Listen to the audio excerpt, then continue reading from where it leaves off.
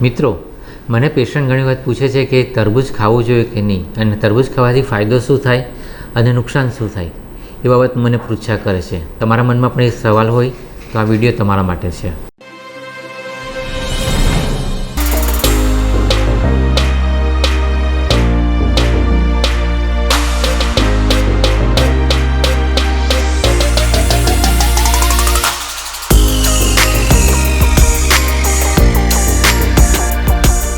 નમસ્કાર મિત્રો, સ્વાસ્થ્ય આયુર્વેદ ક્લિનિકથી હું વૈદ્ય જાગૃત પટેલ, આયુર્વેદ કન્સલ્ટન્ટ, એમડી આયુર્વેદ.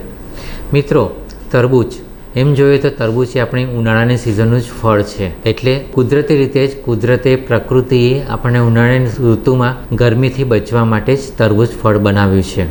એટલે ઉનાળાની ઋતુમાં તમે તરબૂચનો પ્રયોગ કરી શકો, પણ તરબૂચના પ્રયોગમાં થોડી સાવધાની રાખો તો તમારું આરોગ્ય વધુ સારું રહેશે. તરબૂચ છે ફ્રેશ હોવું જોઈએ, મતલબ કે સમારીને તમે ફ્રીજમાં મૂકી રાખો અને ઠંડુ તરબૂચ ખાઓ એ આરોગ્યની દ્રષ્ટિએ નુકસાનકારક છે. કારણ કે ઠંડુ તરબૂચ ખાવાથી એ દાંતને પણ નુકસાન કરશે, દાંતમાં કળતર જેવી વસ્તુ સમસ્યા પણ થશે, અને બીજું ઠંડુ તરબૂચ શરીરમાં વાયુ પણ વધારી શકે.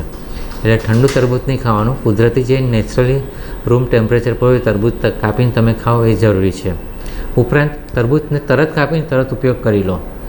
કાપીને 2-3 કલાક રાખી મૂકો તો એ વસ્તુ બગડવાની ચાલુ થઈ જાય. એટલે તરબૂચના ઉપયોગમાં એ ધ્યાન રાખવાનું. સાથે સાથે જે દેશી તરબૂચ આવે છે એનો ઉપયોગ કરવાનો. હાઇબ્રિડ તરબૂચ આવે છે જે દરેક સિઝનમાં મળતા હોય છે, એ તરબૂચ તમારા આરોગ્યની દ્રષ્ટિએ એટલું ફાયદામંદ નથી રહેતું. એટલે એનો ઉપયોગમાં એ ધ્યાન રાખવાનું. બીજું, અત્યારે ઘણી વખત જોવા મળે છે કે દેશી તરબૂચમાં પણ ઘણી વખત લોકો કેમિકલથી પકવેલું હોય અથવા તો ઇન્જેક્શન આપીને વધારે લાલ કરી દીધું હોય. જો એવું હોય તો એના પ્રયોગથી બચો, એ તમારા આરોગ્યને નુકસાન કરશે. તો બસ મિત્રો, તરબૂચના પ્રયોગ વખતે પણ આટલી સાવધાની રાખશો તો તમે ઉનાળાની સિઝનમાં પણ સ્વસ્થ રહી શકશો. એ જ મિત્રો, આયુર્વેદને અપનાવો, આજીવન સ્વસ્થ રહો. નમસ્કાર.